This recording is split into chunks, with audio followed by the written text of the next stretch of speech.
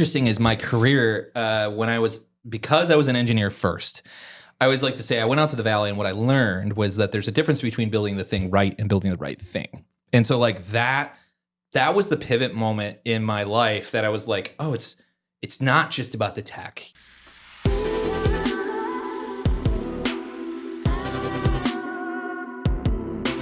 Welcome to the AI Lab Unfiltered podcast, where we take a deep dive into artificial intelligence. We're going to talk about digital products 2.0 and how AI is, I don't know why I'm looking at you, but how AI is rewriting the rules. I just want to say thank God for artificial intelligence, because on this side of the table, there's very little actual intelligence. I would concur. I was going to say the artificial's here. So like that's the intelligence there, the artificial's here. So there you go. And we got the one and only Josh Barker with us. Josh, take a bow. Oh. So we've clearly known each other for a long time. Yeah. And especially in the technology space, and talk about different stuff. Tell me a little bit about your background. Tell everybody who you are, where you're from. Yeah, so born and raised Grand Rapids. So my background, weirdly, I don't know if we even got into my background, but I grew up as a software engineer. So I was a software engineer by trade. Started coding on my parents' Atari. So it was way back in the day where I could open up BASIC and then make the asteroids bigger and smaller. So that was a fun thing and from that moment on, I was like, this is amazing. They have this term called like God complex. Have you heard of that term? I think I got it at that point. I was like, oh my gosh, I can change things and watch the outcome. And it's much harder to do that with people. So the technology, I really enjoyed that. And it was engineering my background in that was 7 to 10 years of engineering, and then got into kind of the management of that and fell into weirdly, went over to M&A and innovation and kind of fell over to M&A and innovation, and then went out to the Valley for 3 years and came back, and then started City Innovations, and that's where a little bit about my background. So getting into the M&A, like, what drove you to that? What drove you into what you're doing now? Like, why? Why did you pick that? I guess is the big thing. Why I picked City Innovate, like why City Innovations? Is that the question? Yeah. Well, so interestingly enough, it goes back to the Silicon Valley story. So how it all kind of came about was high level. My buddy called me up. I was working at KPMG at the time. I was a director of innovation there, and he called me up and he's like, "Dude, I got this idea for this startup," and his background is in fitness, and so. Obviously, mine's not, but but I was like, oh, cool, I could be your tech guy. So he called me up and he's like, hey, can you help me with this? And so he was a social media influencer, still is to this day. Nice. He has over 1 million followers on social media. And he's like, I'm trying to solve the problem of 66% of gym memberships go unused. And so long story made short, he called me up and was like, hey, I pitched this guy at breakfast in the Valley. He wrote me a $150,000 check. Is that enough? And I was like, I know that sounds like a lot. It's not a lot. I'll help you figure out how to use it. Calls me 6 weeks later, and he had raised over $1 million in seed funding. And at that point, I was like, okay, that's enough money to do that. So left KPMG, went out to Silicon Valley for 3 years, and then helped him build that. And there was like 12 different pivots. We can go into it if we want to. There was 12 different pivots of different products that were trying to solve that same problem. Okay. And then what landed me into City Innovations was really at the end of a dead startup, because that didn't end the way we wanted it to end.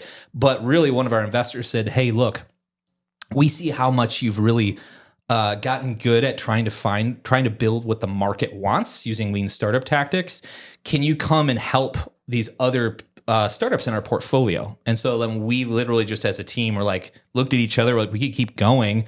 Are we at a burnout point? The team was burned out. They're like, yeah, let's go do that. And that thus became City Innovations. No kidding. So that's the background of City Innovations. So interesting. Very cool. Yeah. So talking about digital products. Yeah. Great segue. Great segue. Wow. Absolutely. Subtle. Seasoned veteran.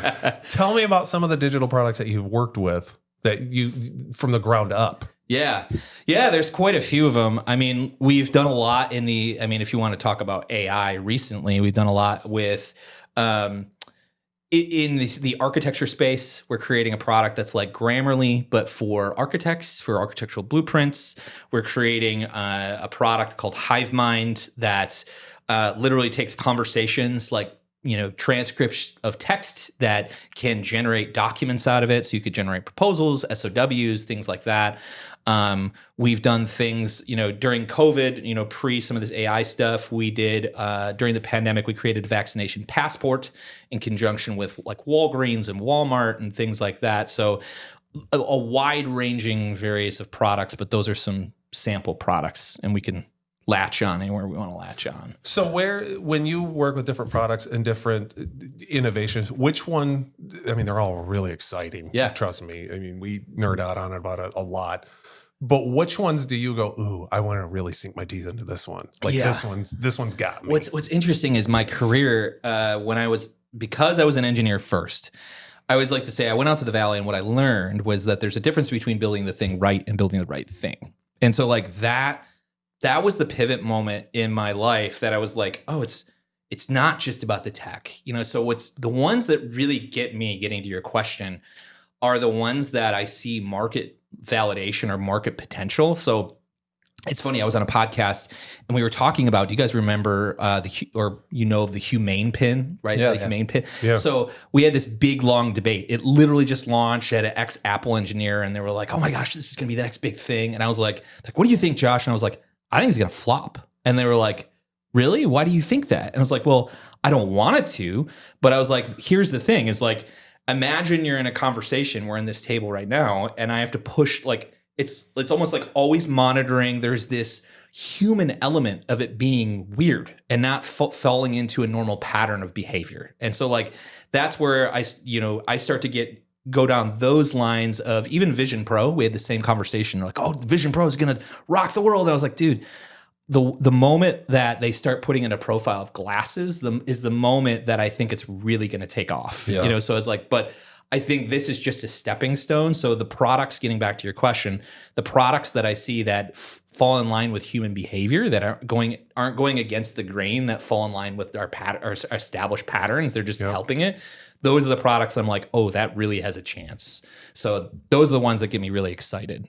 So, but you see it over and over again, though, where the product that actually makes that breakthrough is not the first one.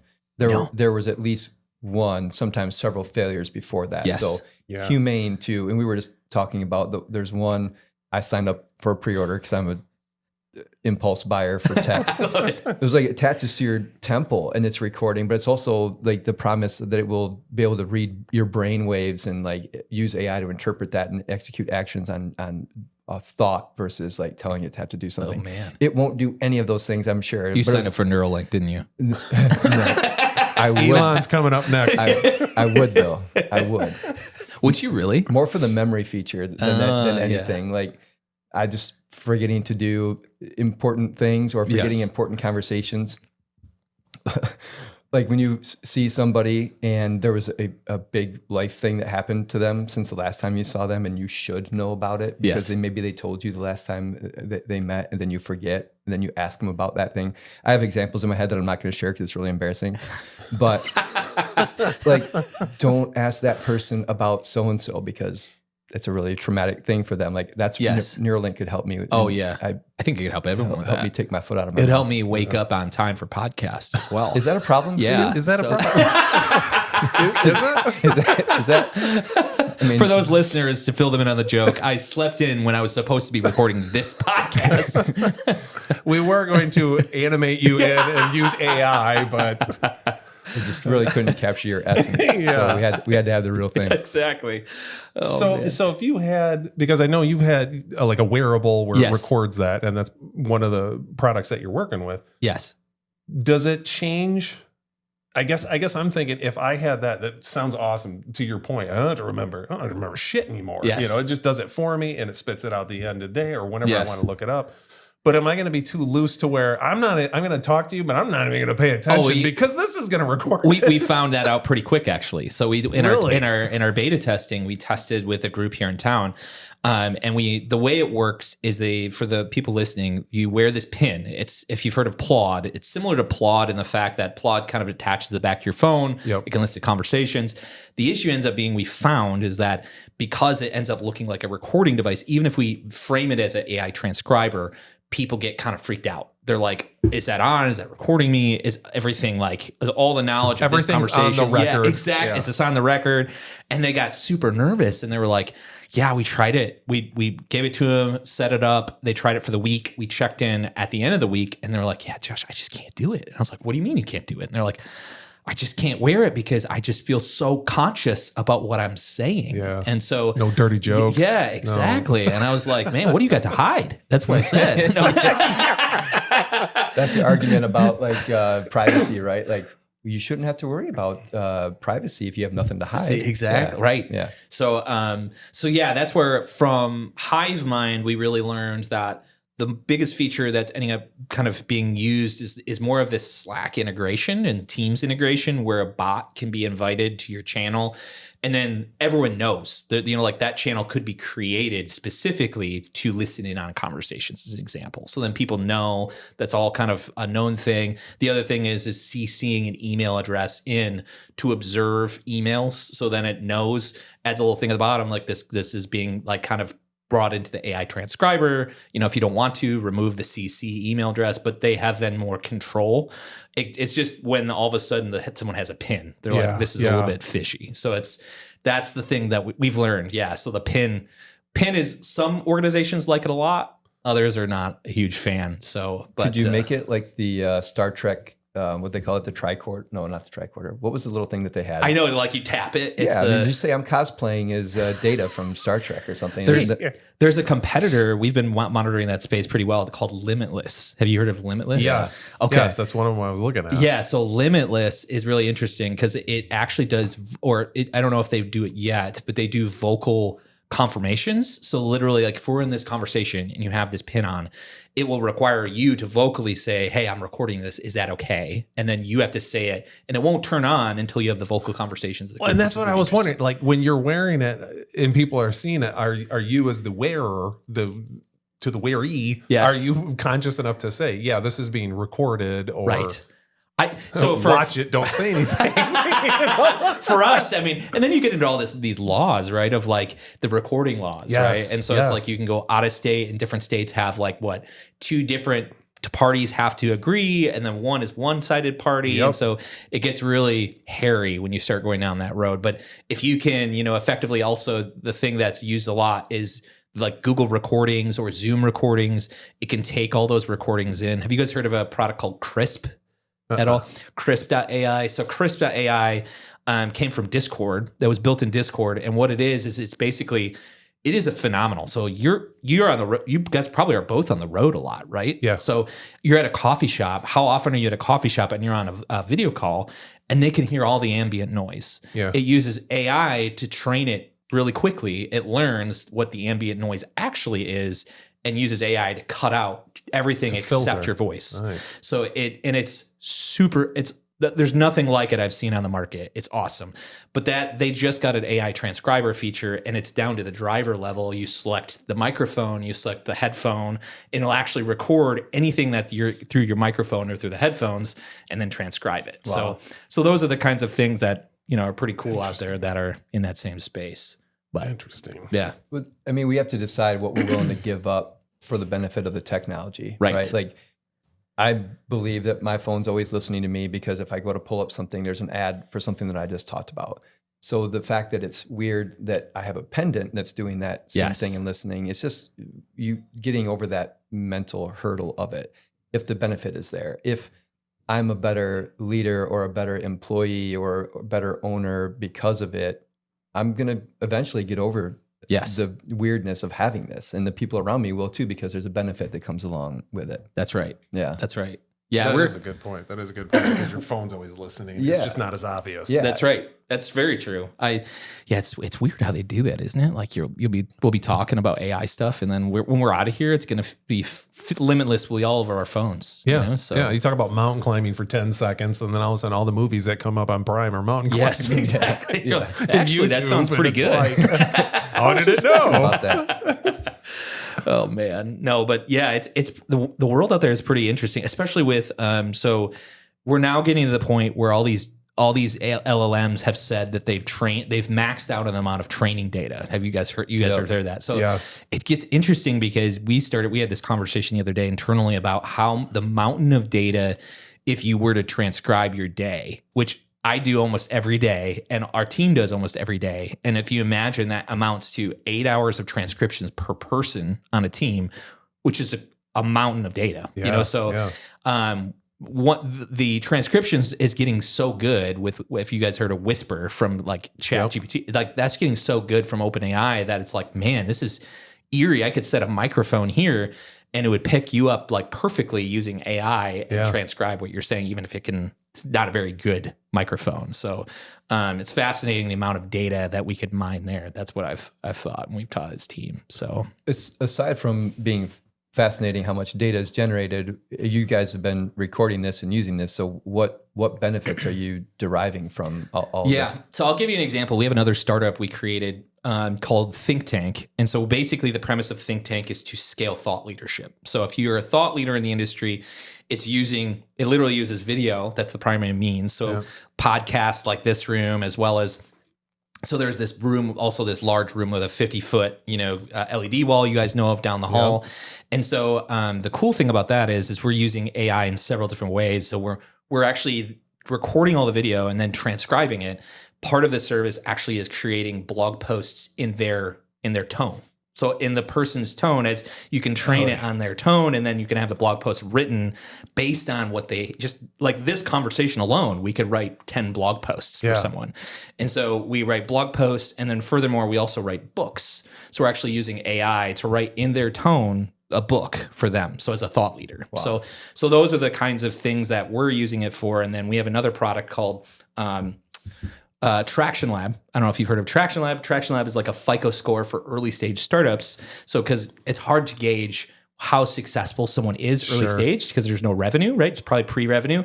And so we've actually trained an AI to generate a report based on having a 2 to 4 hour conversation with the team, an interview with the team. So we've gotten, based on our experience working hundreds of different startups, we've got almost a script that we go through of like, talk about this, talk about this, talk about this, talk about this.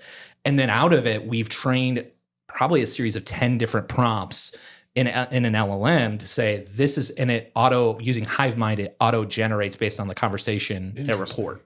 So we auto generate reports, we auto generate proposals, we'll record all of our strategy sessions internally. Out of that strategy session, we'll say, we might be discussing a proposal for a client. We'll say, generate a proposal for this. Or Monday is our sales meeting. I'll sit down with Zach, our head of sales, and just say, what are all the clients that we're working on? And we'll have a conversation about it. It will literally you can then ask it based on the transcript, write me all the emails as follow-ups, and we can copy and paste them as follow-ups. So it just saves a ton of time based on conversations alone. So interesting. So there's a slight possibility that somebody might actually listen to these podcasts that we're putting together. Yeah. And I'm glad you're so positive. You're so positive on this. Let's say the ones of people listening out there, besides our wives that we make sit down and watch it with us. Yeah. Let's say one of those listeners, or hopefully several of them, are business leaders, and they're hearing you talk about these great things that it can do. But what is that turning into for you, or time savings for those clients that you're building that for? So how much? Do you have an example of how much? Yeah, it's a great example. So normally, let's just talk about blog writing for a second. So I don't know if you guys have worked with a blog writer to write blog posts for you.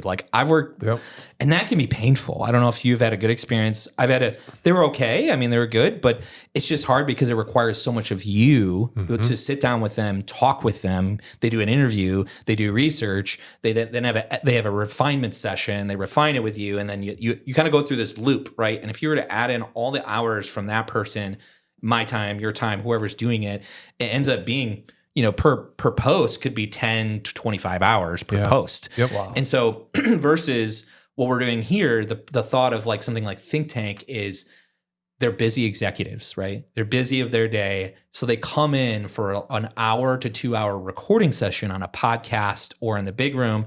And in that 1 to 2 hours, we generate a whole month's worth of content. And so it's we literally, without them doing anything. So all they do is come in for an hour or two. We generate all this content.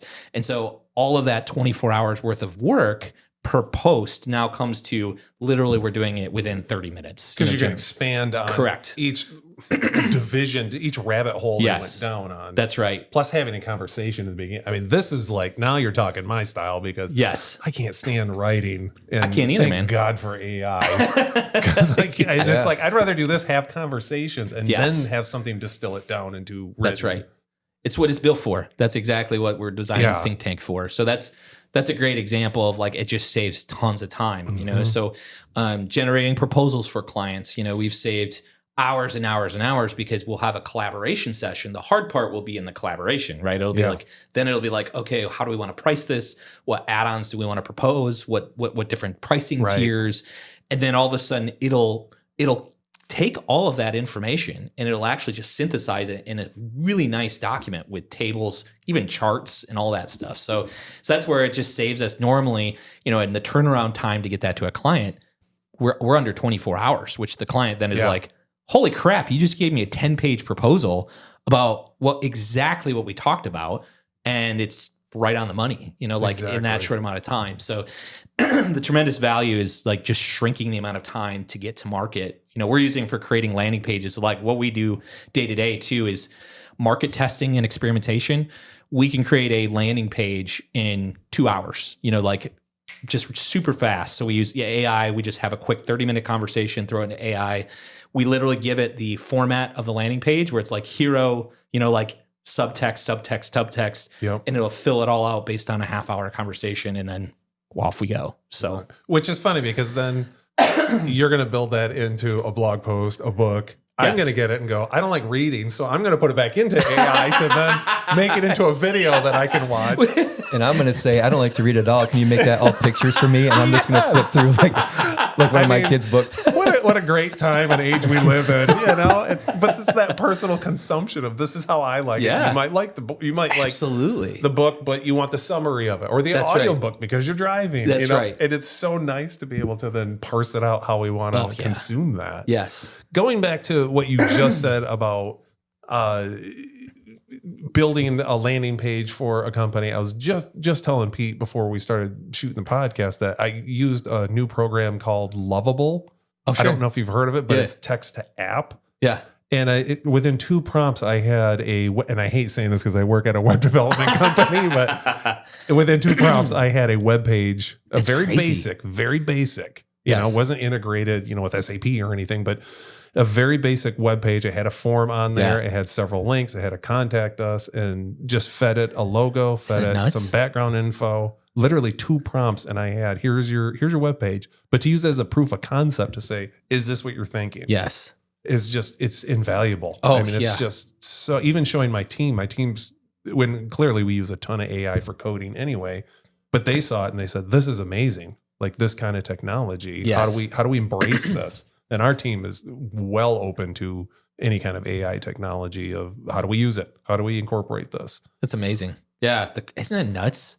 That's nuts. And this is the worst it's going to be. This is what I keep thinking. This is the worst AI is going to be is right now. It just keeps getting better. That's so true. You know, before the robots are done, and I always have to put that in there, before the robots are built and kill us all, this is the worst it's going to be. Oh man. Yeah. Once, you know, we were discussing this internally. You just talked with Alex, you know, and so we've done a lot with Alex, and he's like the context window stuff. When that context window all of a sudden starts to open up, like, right. And they've solved using either compression or RAG or a lot of these texts to solve some of the limitations on the memory of an LLM. Yep. That's where it's going to start to get like mind blowing. And so, it gets really interesting and fascinating. Could you expand on that a little bit? Because we're, you know, again, if we're likely to have a wide ranging audience of AI novices. So you just used a couple of terms there, context window, RAG. I don't know if you really need to expand on the compression part of it, but could you just talk about what LLMs means? like ChatGPT have this thing called context window, and context window is basically just the memory that only can store so many characters basically in its memory. That's the easiest way to describe it. So there's something called a token, and a token could be equated to like a word when not a one-to-one exactly, but almost. And so the context window can only store so many tokens. And so the thought is as you're chatting with the chatbot, it will literally have a shifting context window to where the longer you're chatting with it, the more it'll forget at the beginning of your conversation because it's shifting to only remember the latest things you're talking Kind to of like about. me as I go through my day. That's exactly The right. closer I get to 5 o'clock, I forget breakfast. By 5, I've only remembered like back to noon. Yes. I forgot the morning. It's more The like me LLM because is the same. I only remember 15 minutes and I won't remember like what we're like a fruit fly. So most LLMs like have, I believe it's 128,000 context window length, and so Google, I think theirs is now like they claim it to be like 1 million. I've tested with it. It doesn't feel like it is, but somehow they're able to kind of do this, and so.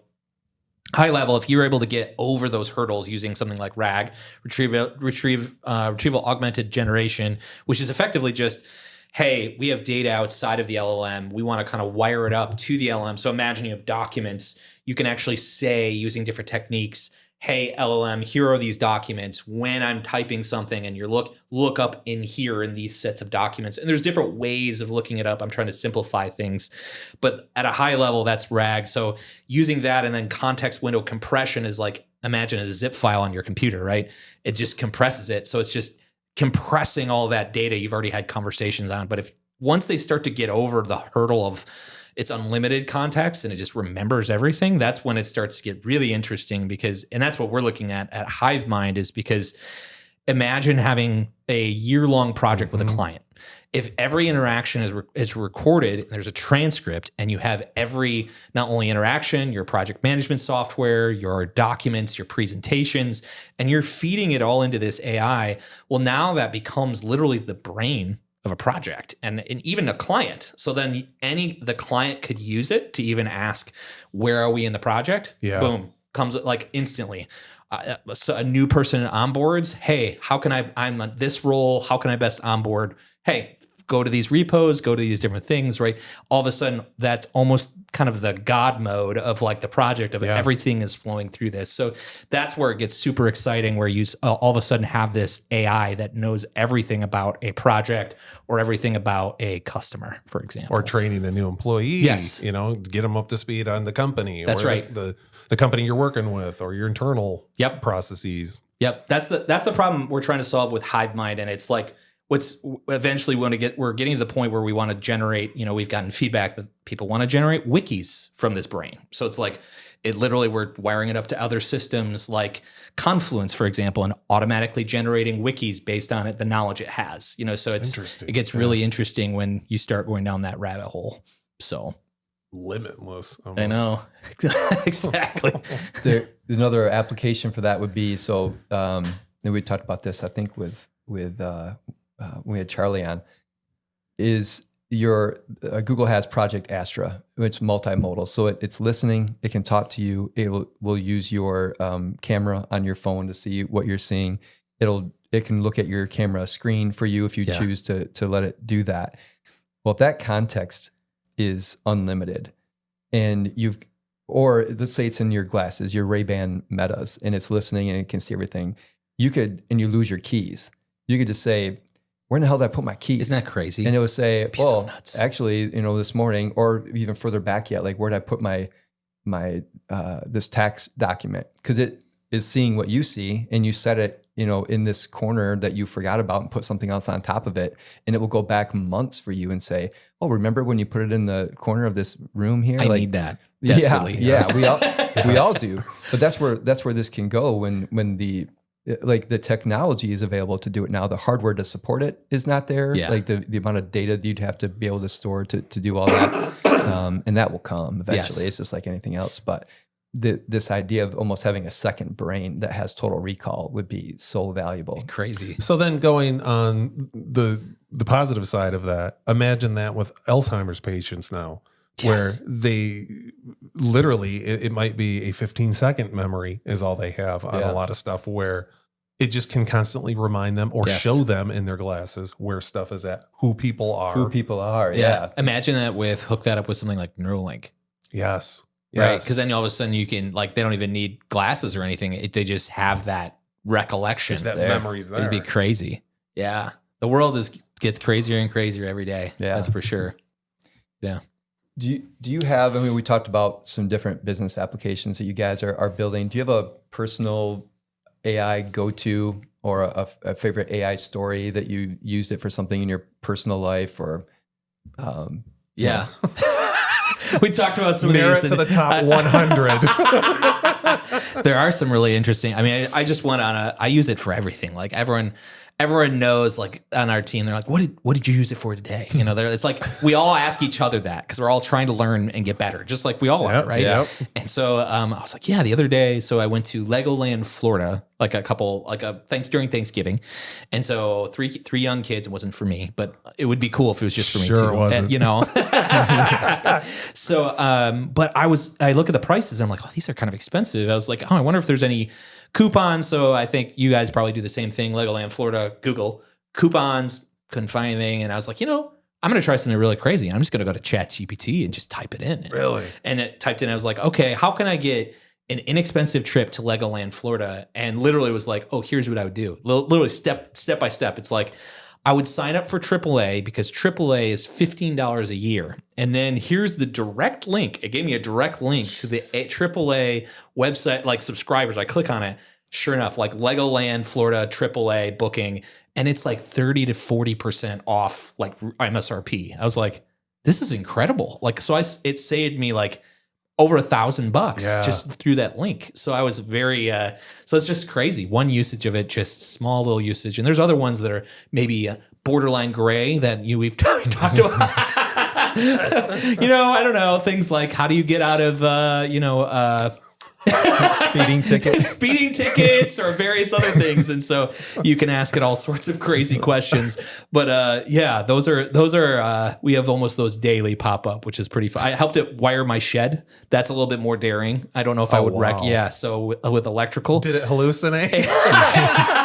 That's where I was like, I literally didn't trust it. And so what I did was I asked it and I was like, hey, here's the situation. I'm trying to wire up my shed. I've never done electrical. That's even more daring where it's like, okay, how do I do? I'm an engineer, right? So I can figure out how things work.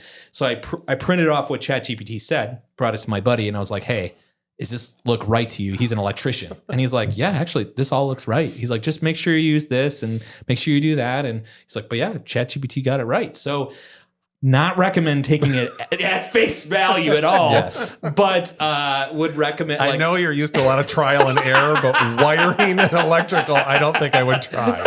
But you gotta put yourself out there, right? You gotta be bold. Absolutely. Yeah. Absolutely. That's the best way to learn. So yeah, those are some crazy experiences of how I've used it so far. But there's daily we're finding new crazier ways of using it. So I'm sure you guys are too. You guys probably have some stories as well. Oh yeah. I was I won't share the story I shared with Charlie. I'll try to pick a different one. So speaking of like stuff around the house, I was getting ready for winter and I knew I had to change the oil in my snowblower, which I don't do every year, but I was going to do it this year so it didn't blow up on me. And I just took a picture of it in ChatGPT because it'll read whatever picture that you give it. And I said, what type of oil does my snowblower need? And because it could see the model number on the side of the snowblower, it said, you have the, whatever it was, the H370 Toro. I don't even know if that's right, but it's based off of the user's manual, you need this type of, 5W30 or whatever it was. And I didn't have to go to Google to do it. I just took a picture and asked it a question and it did it for me. That's awesome. Incredible. I was trying to look up when I did it. I think it was last week. Same kind of thing. I looked up how my treadmill was basically catching. Like it felt like I was just running on it, and then it was just how you almost lose your balance. So I just typed in the symptoms. I was like, this is what's happening, and it's like, oh, it's because the belt's probably not tight enough. So lift the belt up, measure if it's about 3 inches. It gave me perfect instructions, and it worked. Yeah, it's like nice. I did it all, and it's like tighten it in the back and. It's great. I have my phone because I love the voice feature on ChatGPT. Her name's Amber. She's English. Can you name it whatever you? I did. I said I'm going to rename you Amber. She's like, okay. That was it. I'm like, awesome. When AI becomes sentient, they're coming after you first. Yeah. Amber's coming after you, man. I mind your P's and Q's and say please and thanks. Always trust say me. Please and thank you. Yeah. Just in case that happens. But I have it just through the Ford Sync on my car, and it's an older car, but just to be able to talk to it and say, okay, I'm walking into this meeting, I'm talking with this client, here's what I'm talking about. Yeah. Is there any other background information I should know? You know, they're a manufacturer of XYZ. Oh, here's what they're more particular about. Here's the more current stuff that they've been into. And it's like, give me this whole primer. So I walk into that meeting, I'm like, hey, how's it going? How about the game yesterday when the Jets won? You know, and it's just like, I just downloaded all this in the car. But it's a great primer to kind of walk some stuff through. Like, explain small business tax to me or something as I'm driving. And just to have that conversation with somebody in there is, for me, it's awesome. Oh, yeah. I love it. I love it. Yes. A couple of weeks ago, I was sitting with some guys from work, and our CEO was going to be moderating a panel, and he was had to come up with the questions, and he had, he sent me the LinkedIn links for the people on the panel. So I opened up Google's Project Astra on the AI Studio, and I had it give it access to my screen so it could see it. And I told it, I said, I want you to generate personalized questions for this panel, for this conference. And I scrolled through their LinkedIn one at a time, and it captured all that. And at the end, it spit out questions, and it was said, oh, because you went to Michigan State University, blah, blah, blah. And I didn't tell it to do that. I didn't tell it to look at their school. I just said, look at their LinkedIn profiles and come up with questions that are about this topic, but are relevant to them and their backgrounds, which was incredible. That's super cool. The limits right now on AI and in the future are just the things that we can think of to do with it, because the technology is already incredible. It's there. There's just things we haven't thought of yet and ways to use it. Yeah. And this is our generation, okay, spanning maybe 2 generations here, but this is our generation talking about it, where it's like, this is so cool. This came out. And we were just talking about, just when Google came out and how awesome that was. And then I look at like my 15-year-old son, where this is just, they're using ChatGPT in school, and he's got on his Chromebook, and he was even asking me, Dad, I think I want to be a web developer. I think I might do that and work at a place like where you work. And I said, the first thing you need to learn is AI, because this is where it's heading. And even our people internally are embracing it and using it a lot more. Learn how to code with AI. So he sat down with ChatGPT. I showed him just a couple of basics. I showed him, be careful with this. Just don't go too far. Don't put any personal info in. And he said, I want to make a game. So he started typing in there. I had no idea he was doing it. I want to make a video game. I want it to do this. I want it to be a spaceship that shoots at asteroids. And it's, remember the old Atari game Asteroids, where you're in the middle and you're shooting all. Totally. This is side scrolling, and it's almost, and he's never seen that game, by the way. And he developed this entire game. He's got multiple levels to it. He's got a boss at the end that shoots at you. He's got power-ups in it with different physics to it. But he made the whole, he's like, what do you think of this, Dad? And I'm like, are you kidding me? Like, this is incredible. So I'm playing the game all the time. And I said, now change colors, do this. And he started putting different prompts in. And it's all HTML based. He's going to learn Python, and he wants to bring it in Python next. That's crazy. But I'm like, and he knows nothing of HTML. You know what HTML meant. Our world is nuts. Yeah. And it's like, dude, we never had this growing up. The amount of time it would take to engineer something like that is crazy. Crazy. Without AI, if he had come to you and said, Dad, look what I built, you'd like, I have a prodigy. Like, we need this. We're sending you to MIT. Yes. Like, that's where you need to go, because it's democratizing. And it's making it to where it's more about the power of creativity and what you think you can do with it versus how you actually build the thing. And I think that's the next frontier. The people that will really thrive in this are the people that do think of those use cases and creative ways to leverage technology. Because you don't need to know how to, sorry to say, but you don't really need to know how to code anymore. Yes. You'll be better with AI if you know how to code, for sure. Right. But the barrier to entry is so much lower. Now it's about like, who's going to think of the cool things to do with it? Yes. Yeah. And I think if I were to look at the last 2 years, I was telling this to someone, it's about, I like that your thought on the creativity part of like, it's just unlocking our creativity. We have the tools now. Mm-hmm. And now I also think though that when AI first came out, it was so tech first of like AI. But when you say AI to people, like a non-tech savvy person, they're like, what does it even do for me? And so like, I think my prediction is 2025, 2026 is going to be a lot of niching of like specific problems AI can solve, because like, then you start to attract the talent of those business, the minds of those business people going, I've been meaning to solve that problem. Perfect. I don't care if AI solved it. I just care it's solved, but AI is the one solving it. And I think that the barrier to entry is getting lower and lower. I don't want to say it's getting dumber because it's clearly not, but it's catering to people that are non-technical. Right. Like you said, a couple of years ago, it was like, this is the Android version and you need to be a web developer and engineer to use it, to even put a prompt in. Now it's the Apple version where it's sexy packaged and it's easy to use, and you don't have to have I don't have a huge technical background. And so to be able to use it in a fashion where, oh my gosh, look what I can do is amazing. Yes. It's amazing. It's just so much easier. So I can't imagine, even at the end of the year, I keep thinking, I can't imagine 5 years from now. I can't imagine 6 months from now what this is going to be like. It's crazy. They keep saying like the artificial intelligence and robotics is, we're 3 years away from that happening. 3 weeks later, we had the Alpha 1 or whatever that came out. And it's like, oh, that went quick. All right. Timelines get rearranged very quickly with this. You shared earlier, like at City, you guys talk about like, what did Josh do with AI today? Sounds like you figured out a way to make it pervasive through the organization. Yeah. Folks listening that aren't using it have got to be thinking like, I'm at probably 0 right now and Josh is at 100. Yeah. How do I get to 10? Like how do you, great way to put it. How did you start getting people to latch on to it and sharing your enthusiasm for it at City Innovations? I think the minute that you started I'm a very transparent person. So like when we generate like proposals and things, like we're going to be transparent. This was like a lot of this we generated with AI, based on our conversation. And it's like, then everyone knows that's what happened. We don't just send it blindly either. We'll edit it, right? It's like, it gets you 80 to 90%, make sure it's good, push it off.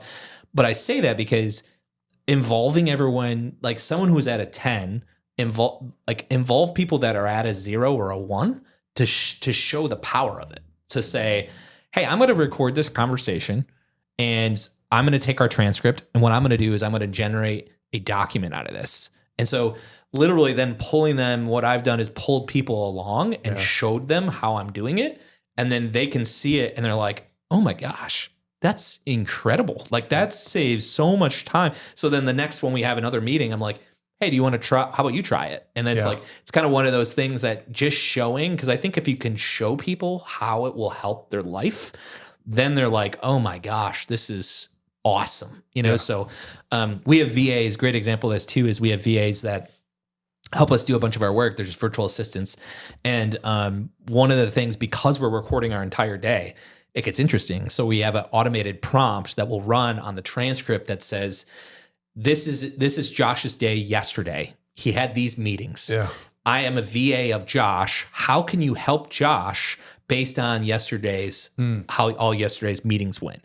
They literally then get a to-do list of like, here are all the meetings they had.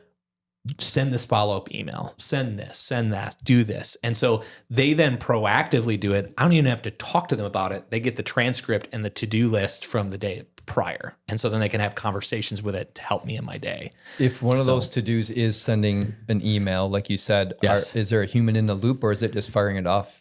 Human in the loop. So the VA is a person. It's actually like doing emails, but that person is literally chatting with my day yesterday, my recorded day. So they're literally saying, what specifically, how should I write this email? So they're asking questions on like, how should I write this email? So they're almost using AI to help craft the email. Of course, there's a feedback loop of like, hey, I wrote these emails, it's follow-ups. Does this look good? Usually I give the thumbs up, maybe a few tweaks, but other than that, so there is a human in the loop. So to go back to your question, it's like, just wrote people, if you're a 10, and you have a 10 in the organization, you don't have to be a 10, but if you have a 10 in the organization, pair up with literally like pair program, the concept of pair. Yep. I'm a big fan of like pair LLM. So there's this product out there too. I don't know if you guys have heard of Team GPT. So Team GPT is pretty cool where it's like literally your you could have a thread and share it in real time and you could have people like chatting with the LLM together. It's almost like Google Docs, but for ChatGPT, right? And so that's really cool too, because you're able to share, I'm able to share my prompts. And then that gets people thinking like, I didn't think about I could actually do that. Just like you had mentioned, you're like, hey, we're just limited by our creativity. And a lot of people on my team now, I'm seeing prompts that I'm like, I didn't even think of that. That is amazing. And so that cross sharing as well. So those are a couple tips that have helped us a lot. So, and that's what we like doing at the AI Lab meetups too, is just, I use it one way, you use it different, you use it different, just getting that feedback up. I never even thought of freaking using it that way. Yes. You know, and I've had that tool for a year, you know. Absolutely. That to me is amazing. Yep. A lot of different ways to prompt. To any suggestions, like for someone who's not familiar with it, it is natural language is the intended way to interact with it. It's set up that way on purpose because it's interacting with humans. But you could ask a question one way and get an output that maybe you're not too crazy about, but you could just make a few tweaks or be a little bit more specific and get something that's tremendously useful. Yes. So do you have some tips for anyone who's listening on ways to better prompt the AI? Yeah. I mean, I think for us, a tip is, you know, we're talking about hive mind here, is like that has revolutionized like everything we do at City, how we do it is because we're transcribing things, which you can do really simply without the off the shelf tools you could do is you could go into a Google meeting, you could record the meeting, you could use Zoom, and then you can transcribe it. If you're unfamiliar with how to transcribe or the product doesn't do it, TurboScribe.ai uses WhisperSync. It can actually transcribe it. But if you then, the more information and context you give ChatGPT or whatever you're using, obviously the better it will respond. So that's why for us, when we all of a sudden start doing transcriptions, oh man, like that was a game changer because we could record a 15 minute three-way interaction between three employees of let's quick chat about this. And we record it, chat about it. Okay, great. Well, what we need to do is create an actual document out of this. Okay, let's slip it into ChatGPT and say, hey, we want to create a document that does these things, provided the context. Here's a transcript of us talking about it. Boom, it's done. Like you created it. So I think the key there is giving it the right kind of context. So some of it depends on how good of a communicator you are, because two people could have a conversation. And if I'm talking with Drew and I'm thinking I told him something and he comes away with something completely different, it's the same with ChatGPT or any of these AI tools. Like you have to speak in a way that the person that you're talking to is going to understand it.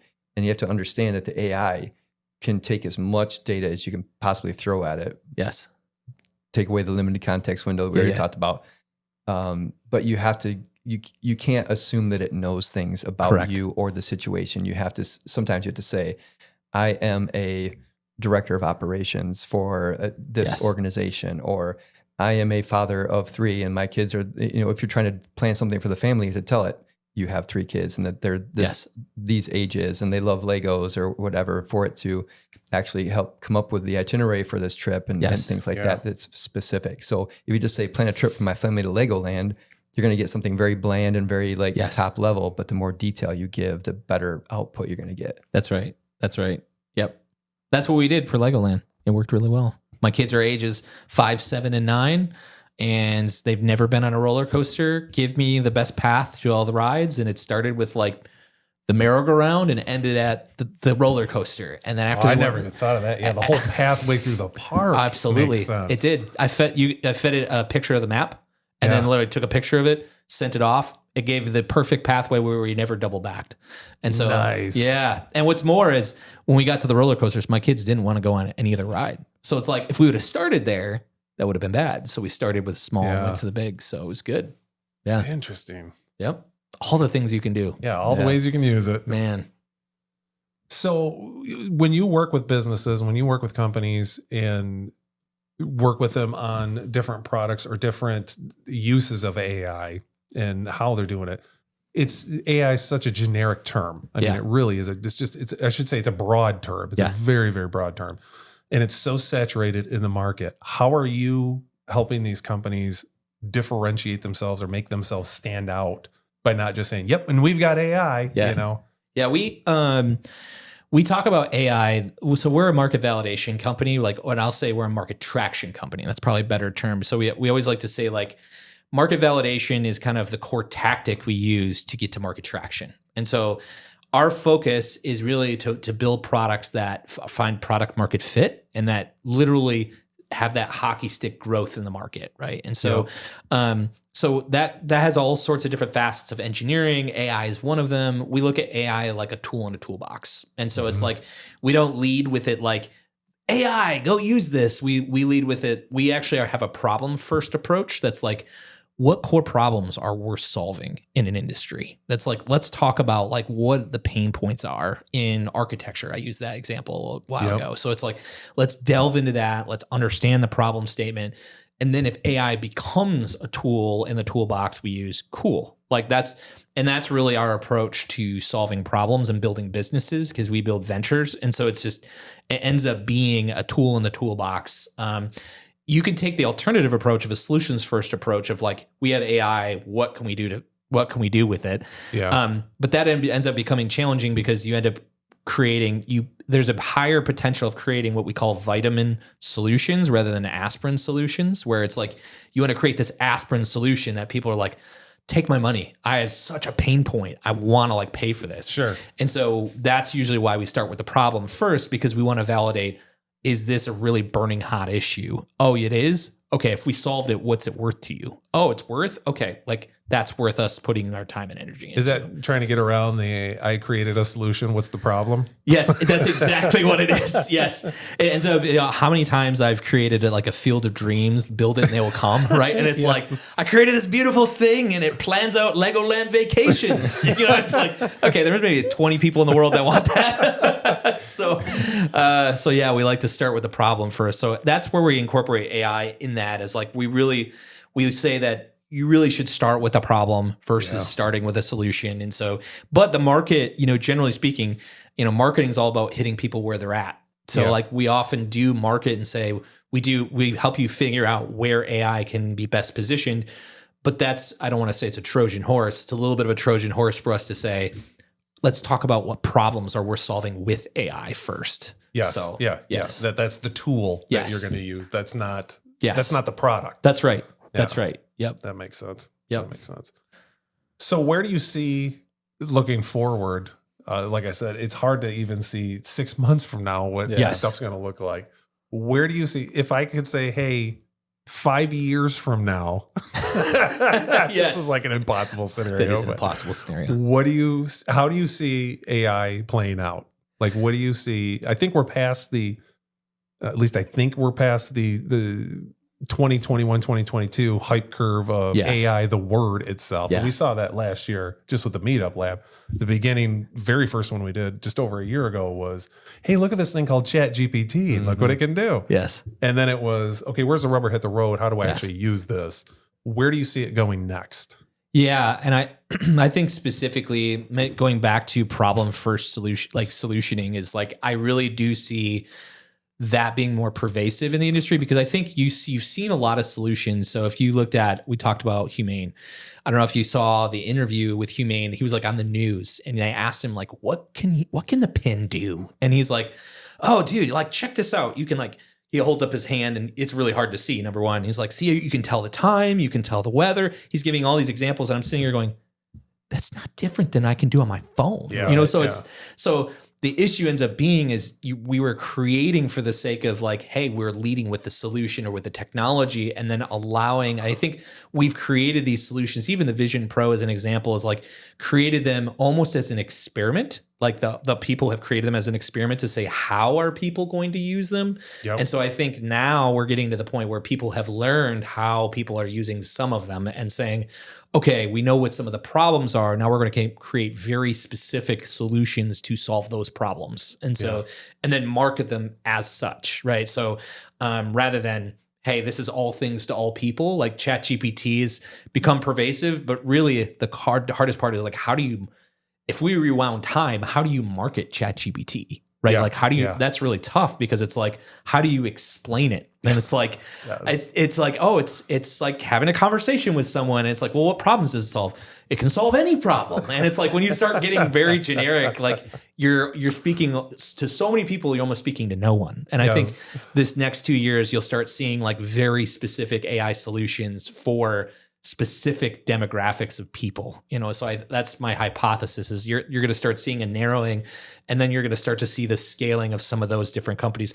But then I think you'll also see a bunch of those startups being acquired by larger companies. Sure. So that's what I think the next couple of years will probably look like. Well, we're recording all this, so we're going to hold you to it. Please do. Yeah. Actually, we did this in studio and we recorded Humane and Vision Pro, and I was right about both accounts. Just saying. Nice. Just saying. I predicted the future a little bit. Yeah, exactly.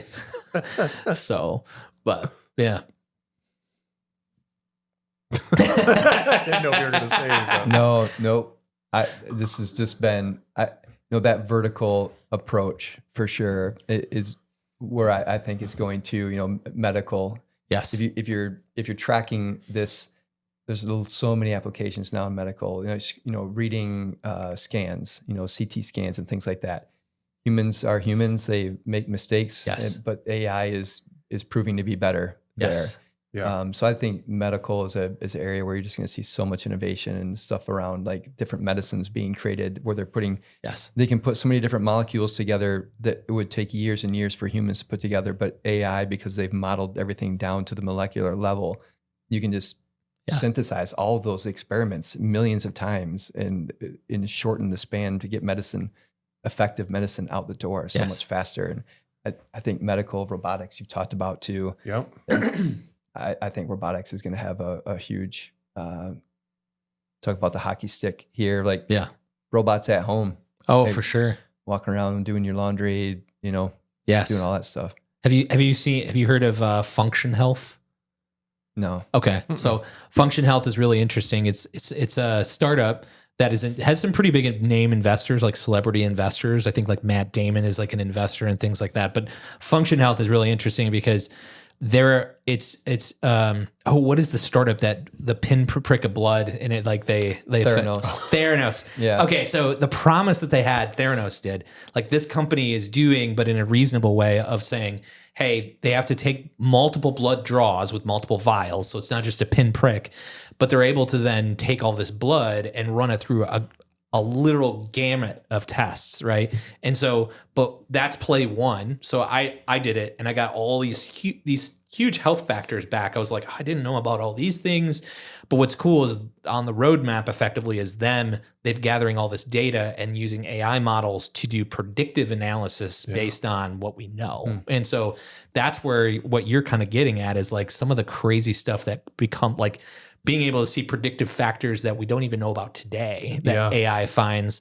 If you have these 3 different biomarkers and they're in this kind of rating, it's usually a predictor of why. And it's like, we wouldn't have known that. And that's pretty wild. Based on a large group of people, that data goes in there, it just to make that prediction. Yes. Yeah, wild. That's amazing. That is awesome. Yeah. So I do know of some hospital systems, going back to more of the physical way they're using it, that are implementing I can't say who, but a large hospital system that's not even in the state that is implementing an AI pin that the patient wears. So you say you're in a room, the shortage of nurses that's out there of taking care of patients, making sure and monitoring and watching, to have a camera system in the room that's tied to everything from the TV to the vitals, that they wear just a little pin instead of all these wires and harnesses that they have to have. They just have a little pin that talks to that, and they can, hey, I need a nurse, or I'm hungry, or I want to change the channel, or I got to get up and use the bathroom or whatever. They can just remote in by just talking, and it goes right to the nurse's station. So it calls it out versus the nurses watching it saying, oh crap, they're getting up and they just had knee surgery or something. We got to run over there.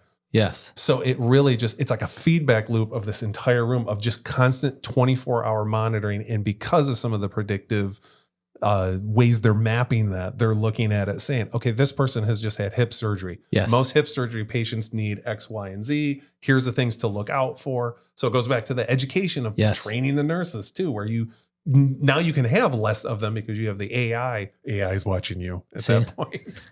It's allowing you to be really proactive versus reactive. Yes. Right? Like I know that you said you could call the nurse with it, but if it does have the data of what those hip surgery patients need, it can have that stuff loaded already. That's when exactly the time it. is right. Like, and then a robot could deliver that or help them out of bed too. In some cases, I would Yeah, say. most patients after 4 hours are going to have a significant amount of pain and need their pain meds. It'll just automatically alert them and say, Man, based on the wild, biometrics that it's picking up, their pulse is raising. This could be an indicator of pain.